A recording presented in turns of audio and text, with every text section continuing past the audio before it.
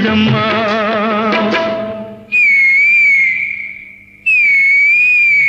அப்பாவியான் கிளி தப்பாக நினைத்தது அப்போது புரிந்ததம்மா.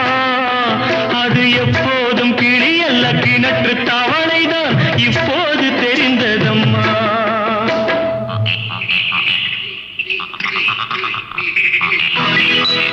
கடவுள் அமைத்து வைத்த மேடை இணைக்கும் கல்யாண மாலை.